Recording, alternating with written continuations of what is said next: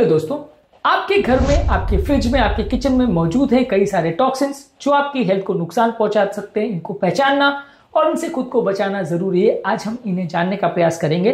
Topic पर जाने से पहले जो लोग हमारे चैनल पर नए हैं उन्हें रिक्वेस्ट करूंगा कि चैनल को सब्सक्राइब करें। हमारे चैनल का पर्पज है लोगों को हेल्दी बनाना, हेल्थ एजुकेशन के द्वारा एक हेल्दी नेशन बनाना। इस मिशन में हमारे सहभागी बनिए। चैनल को सब्सक्राइब करके, वीडियोस को लाइक करके, कंटेंट को फ्रेंड्स फैमिली के साथ, जिनके लिए आपको कंटेंट यूजफुल लगता है, उनके साथ शेयर करिए। यदि आप वीडियो के एंड तक हमारे साथ बने रहते हैं तो अपने ओपीडी की कुछ इंटरेस्टिंग स्टोरीज, कुछ प्रैक्टिकल यूटिलिटी की बातें, हमारा इस मामले में एक्सपीरियंस और वर्डिक्ट क्या है, और इसके अलावा कुछ साइंटिफिक फैक्ट्स और स्टडीज भी आपको बताऊंगा। चलिए शुरू करते हैं इंपॉर्टेंट वीडियो।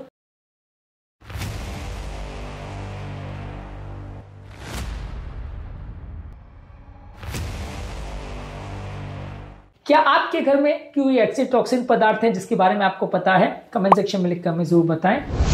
रूम फ्रेशनर्स, धूप बत्तियां यानी इंसेंस स्टिक्स, अगरबत्तियां, एरोसोल स्प्रेज, ये सारी चीजों में ऑर्गेनिक कंपाउंड्स होते हैं जो आपके बॉडी को नुकसान पहुंचा सकते हैं। इस मामले में एनवायरमेंटल साइंस टेक्नोलॉजी में 2006 में आर्टिकल पब्लिश हुआ था जिसने बताया था कि सेंटेड प्रोडक्ट्स में कई तरह के VOC कंपाउंड्स होते हैं।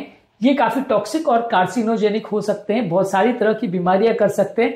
ये वॉलेटाइल ऑर्गेनिक कंपाउंड्स यानी VOCs बहुत डेंजरस है, जिनका ज्यादा मात्रा में प्रयोग करना नुकसानदायक है। कई लोग रिलीजियसली बहुत ज्यादा ओवर यूज करते हैं इन सारी चीजों को, जो कि हेल्थ के लिए अच्छी नहीं है।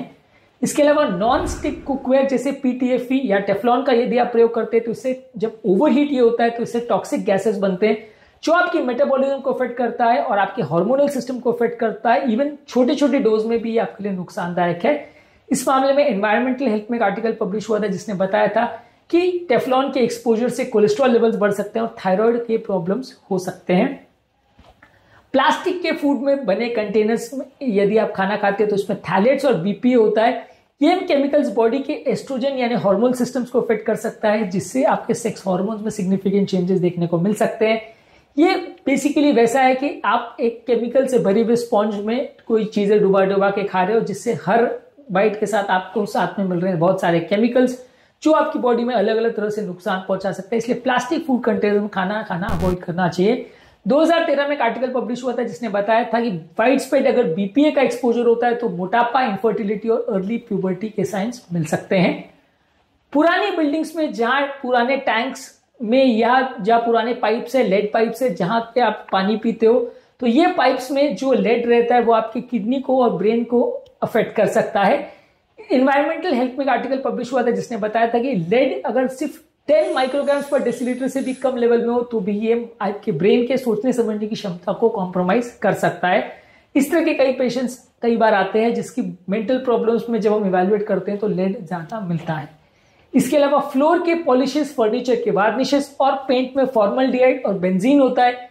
ये सारी चीजें जब एयर में या स्किन में जाते हैं तो कैंसर का रिस्क बढ़ाते हैं, हार्मोनल इंबैलेंस करते हैं। अमेरिकन जर्नल ऑफ एपिडेमियोलॉजी में आर्टिकल पब्लिश हुआ था जिसने बताया था कि बेंजीन का एक्सपोजर ल्यूकेमिया यानी ब्लड कैंसर के रिस्क को बढ़ा सकता है।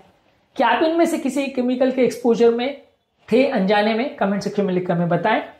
फिर से एक बार रीडिस्कस करते हैं, रीसमराइज करते हैं। क्लीनिंग के प्रोडक्ट्स जैसे ब्लीच, अमोनिया, डिसइंफेक्टेंट्स और ड्रेन के क्लीनर्स जो एजेंट होते हैं, इसमें VOCs यानी वॉलेटाइल ऑर्गेनिक कंपाउंड्स रहते हैं और क्लोरीन रहता है। ये रेस्पिरेटरी इश्यूज कर सकते हैं, स्किन इरिटेशन करते हैं और हार्मोन डिस्ट्रप्शन करते हैं।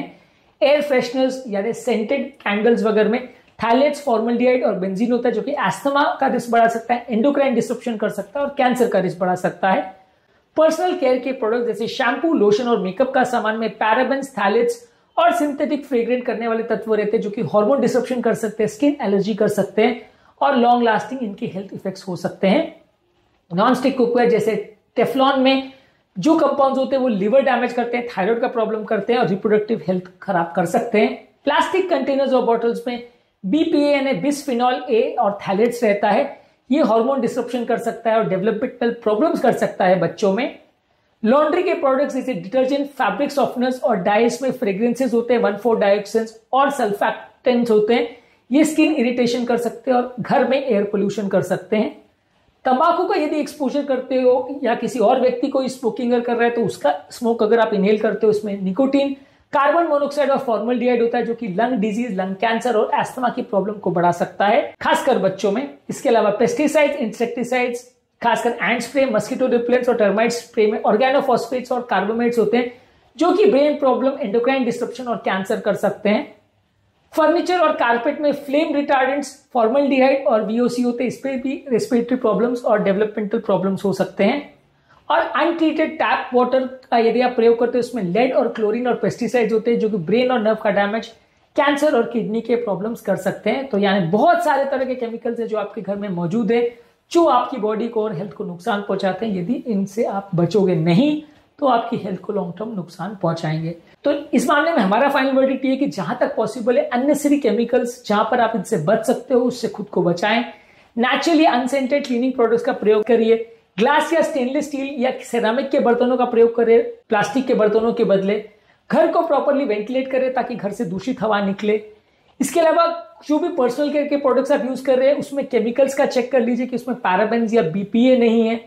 घर में हेपा फिल्टर और इंडोर प्लांट्स लगाएं ताकि घर में एयर की क्वालिटी इंप्रूव हो। और पानी अगर आप टैप वाटर से लेते हो तो उसको प्रॉपरली फिल्टर करके तब उसका प्रयोग करें। खासकर ऐसे फिल्टर से जो मिनरल्स को भी कम करता है उसका प्रयोग करेंगे तो ज्यादा अच्छा है। उम्मीद करूंगा कि आज के टॉपिक में कुछ नई बातें जानने को मिली होगी।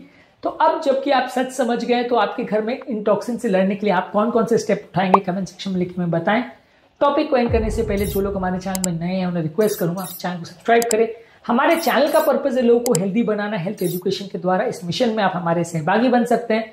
चैनल को सब्सक्राइब करके, वीडियोस को लाइक करके, और यदि आपको लगता है कि कंटेंट आपके फैमिली के लिए यूजफुल है तो इनको उसके साथ शेयर भी करिए। और हमारे एफर्ट आपको कैसा लगता है कमेंट सेक्शन में लिखकर जरूर बताएं। आपके कमेंट्स का हमें इंतजार रहेगा। Thank you.